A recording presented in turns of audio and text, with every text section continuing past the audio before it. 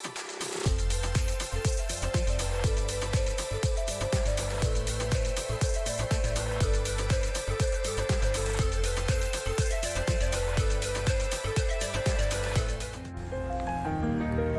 vou tentar passar aqui mais claro a taxa efetiva. Olha só, observe meu diagrama aqui. Uma operação que inicia-se numa data, que vou chamar aí de t igual a 0 meses, eu estou considerando meses só para a gente visualizar.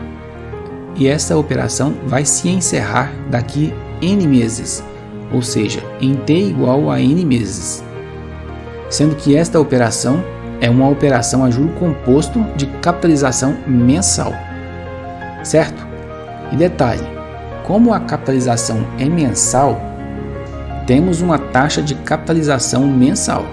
Se fosse dado uma taxa nominal, então você teria que transformá-la para a taxa de capitalização, usando taxas proporcionais. No caso, eu já disse que temos essa taxa de capitalização, só para simplificar. Agora, suponha que eu queira a taxa efetiva para o prazo de t igual a n. Significa que eu quero a taxa que leva o capital inicial, aquele em t igual a 0, até o prazo de t igual a n, numa só operação. Isso que você tem que atentar, numa só operação. Então, eu vou montar a taxa equivalente para obter a taxa que me equivale à taxa de capitalização, que é mensal, e por isso essa fica na coluna de mês, e vou colocar a outra coluna na unidade que me interessa, ou seja, de t igual a n. Vamos supor que n seja 4 meses. Então minha segunda coluna fica sendo quadrimestre, e para essa eu coloco o expoente 1, pois eu quero uma operação, um quadrimestre. Taxa efetiva é uma operação, beleza? Então, essa taxa equivalente coincide com a taxa efetiva, beleza? Ficou mais claro? Então, agora a gente já domina taxas equivalentes, né? Elas irão nos dar montantes iguais. Vamos ver uma particularidade que pode acontecer com o montante. Observe aqui nossa já conhecida fórmula para o montante. Atenção aqui, normalmente a gente costuma ter situações onde o período de permanência na operação é um número inteiro, mas na real pode ser diferente. Podemos ter um número não inteiro, por exemplo, imagine uma capitalização anual onde eu permaneça por um prazo de 1 ano e 9 meses, ou seja, 1,75 anos. Lembre-se que o período de capitalização é quem manda, e esse foi dado ao ano, logo a taxa deve seguir o ano. Mas na nossa fórmula de montante, a gente deve ter taxa e período de permanência em anos, seguindo a capitalização. Logo, olha só, montante ficaria assim? Foca aqui nas propriedades exponenciais. Vamos relembrar. A elevado a x mais y é igual a A elevado a x, que multiplica a mesma base A elevada a y, beleza? Logo, para o meu prazo de 1,75 anos, eu posso escrever o seguinte: A elevado a 1 ano, que multiplica A elevado a 9 sobre 12 ano, certo? Então, a nossa solução vai caminhar nesse sentido. Vai ser 2 passos, um da parte inteira e o outro da parte fracionada. Primeiramente, então, para a parte inteira do prazo, eu vou calcular o montante para esse inteiro, utilizando juro composto normalmente. Na segunda parte, para a parte fracionada do prazo, eu vou calcular o montante final para esse não inteiro, utilizando um dos conceitos que vamos ver agora, ou convenção linear ou convenção exponencial. A convenção linear, eu calculo o montante composto para a parte inteira do prazo. Feito isso, eu então capitalizo a juros simples esse montante composto. Como? Por meio da multiplicação desse montante composto pelo fator de capitalização a juros simples, tempo da parte fracionada. Vamos ver o exemplo como que fica? Então, o prazo é uma parte inteira e outra fracionada, na unidade de tempo da capitalização, ou seja, ano. Então, como vai ser o nosso montante? Para a parte inteira do prazo, eu calculo o montante composto. E então, para a parte fracionada do prazo, eu capitalizo o montante composto usando o fator de capitalização a juros simples. Observe aí a nossa fórmula. Vamos jogar os dados nela? O problema que criamos é esse. Mas, como que vai ficar a fórmula agora? Primeira parte inteira vezes a parte fracionada. Pronto, aqui a gente teria chegado à resposta. A taxa aqui teria sido dada. Então, bem tranquilo. Obtemos aí nosso montante para prazo de aplicação não inteiro por meio da convenção linear. Vamos ver agora como seria o montante pela convenção exponencial. Já tem uma ideia? Imagino que sim, né? Vai ser idêntico, só que a capitalização será pelo fator de capitalização composta. Vejamos. A primeira parte, da parte inteira do prazo de permanência na aplicação, é a mesma coisa. Calcule o juro composto para essa parte do tempo. Na segunda parte, para a parte fracionada do prazo, e agora sim muda. Capitalizamos pelo fator de capitalização composta e unidades naquela da capitalização.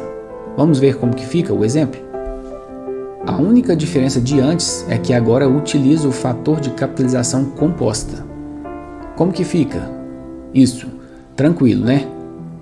Como que ficaria o diagrama de fluxo de caixa dessas duas convenções? Olha só. Observe que para o tempo inteiro, de t igual a 0 até t igual a 1 ano, o montante é a forma padrão, nada de convenção. Então, é um gráfico, beleza? Da mesma forma, se o meu tempo fosse t igual a 2, o montante que chegaria a t igual a 2 seria a projeção do mesmo gráfico que chegou a t igual a 1. Concorda? Agora, de 1 ano até 1,75 anos, aí nós temos um intervalo da parte fracionária do tempo. Então, para essa parte fracionária, temos a opção de duas convenções, a convenção linear ou a exponencial. Então, se eu vou usar agora essas convenções neste intervalo de tempo fracionário, eu posso optar entre dois gráficos no intervalo de t igual a 1 até t igual a 2. Isso mesmo, nesse meio é tudo fracionário.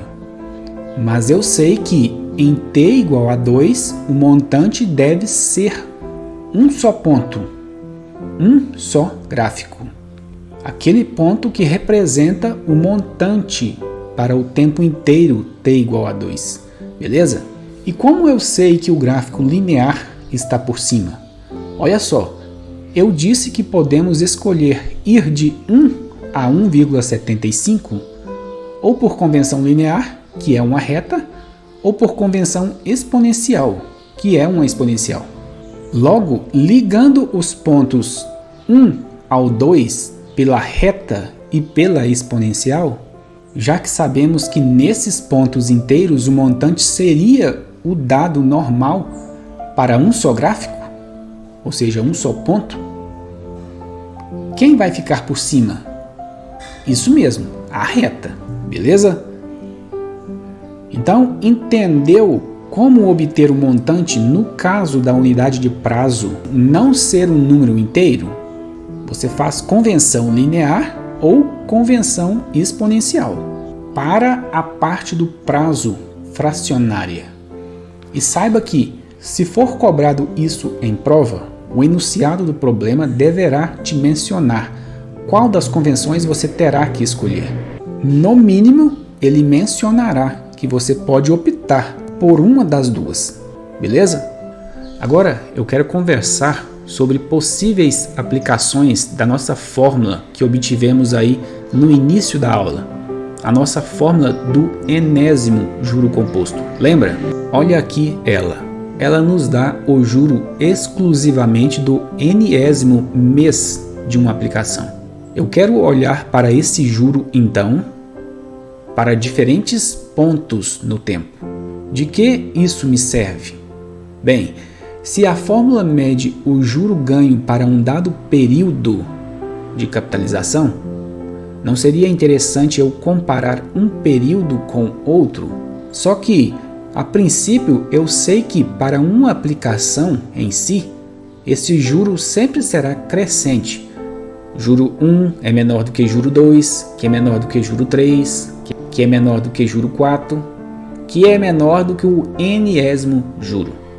Então, vamos falar de taxa de crescimento. Mas o que significa eu dizer taxa de crescimento? Esse termo quer dizer a velocidade com que uma variável, aquela que está sendo medida, cresce com o tempo. Vamos fazer uma analogia aqui com o seu salário. Observe então que se a taxa é zero, a velocidade de crescimento é nula e você tem um salário fixo, beleza? Por outro lado, se a taxa é positiva, então o seu salário todo mês cresce nessa proporção. Autônomos sempre esperam que esse valor seja máximo, não é mesmo? Se por outro lado ela é negativa, isso significa que o seu salário então foi pior do que no mês passado. Da mesma forma, nós podemos comparar então as curvas de nossos investimentos para saber qual está rendendo mais e saber dizer onde deveríamos despejar nossas energias. Então, a gente já viu que essas expressões são equações do tipo exponenciais, certo? Foca aqui na primeira expressão. O juro 1 é o juro simples do primeiro período de capitalização. Lembra que a gente obteve a expressão de juro composto fazendo uma sucessão de juros simples período a período de capitalização?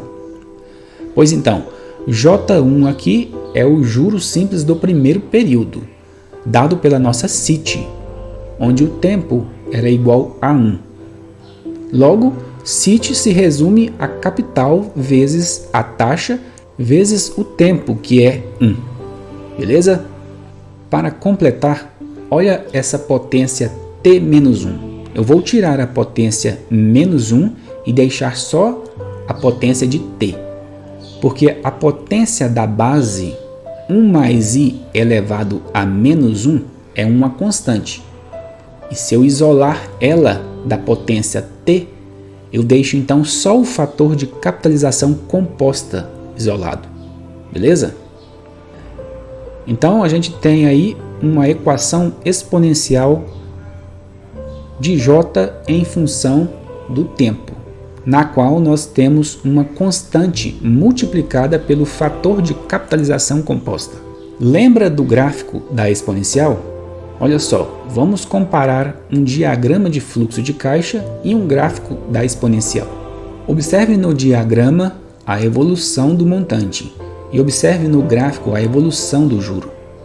Olhando para o gráfico do juro, observamos que o juro está aumentando mês a mês. É a mágica do juro composto. Como a gente disse, essa fórmula de juro, ela significa o juro produzido unicamente no mês T, em relação ao período passado, T-1. Observe então que J1 é o juro obtido no primeiro mês em relação ao início da operação. Agora no segundo mês, J2 é o juro do segundo mês produzido sobre o montante do primeiro mês M1. Entendeu? Vamos mais um exemplo. J3 é o juro produzido no terceiro mês sobre o montante do segundo mês M2. Observe então que esse gráfico de juros mostra exatamente o quanto o juro composto está cada vez crescendo mais. E se eu quiser saber o quanto é essa taxa de crescimento para um dado momento, eu estou falando da velocidade de crescimento do juro e não o juro em si. Essa velocidade é exatamente medida pela inclinação da reta tangente no instante que me interessa. Por exemplo, vamos supor que eu quero avaliar qual a velocidade com que o juro está aumentando lá no mês 7. Eu vou representar pelo ponto P aqui no gráfico. Então, se eu obter a reta tangente ao gráfico nesse ponto P, eu vou ter então o valor desse crescimento nesse mês t igual a 7. Beleza? Mas, como eu obtenho essa reta tangente da minha expressão aqui, jt, ou seja, da nossa exponencial? Qualquer tipo de equação que você rabisque, invente, você pode obter essa inclinação, usando aí um conceito que a gente chama de derivada. Você precisa então saber trabalhar com derivadas. No nosso caso, eu já vou deixar essa resposta aqui exposta. Observe aqui no meu retângulo. Esta é a expressão que mede a velocidade de crescimento do capital num período tal da sua aplicação. Se fosse o caso de outro modelo de expressão, entendido? Observe aqui que eu obtive então essa expressão fazendo uma derivada da nossa expressão jt. Então eu já estou te dando a solução aqui. Se você sabe trabalhar com derivadas, você nem precisa decorar essa expressão. O conhecimento de derivadas, então, é uma ferramenta muito útil, embora não seja tão abordado assim no ensino médio.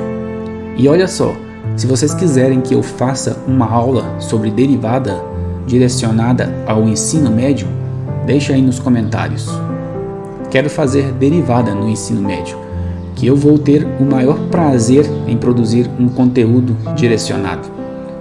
Se formos estudar derivada, como na graduação de Física, Matemática, veremos todos os casos possíveis, muito mais do que o necessário no ensino médio, beleza? Então, se muitas pessoas aí me solicitarem, eu faço conteúdo aí e deixo lá na playlist de utilidades, beleza? Então, a gente encerra aqui o conteúdo aí de juro composto. Agora sim, agora a gente já está bem adiantado. E como a gente fez em juros simples, a gente vai ver agora desconto composto.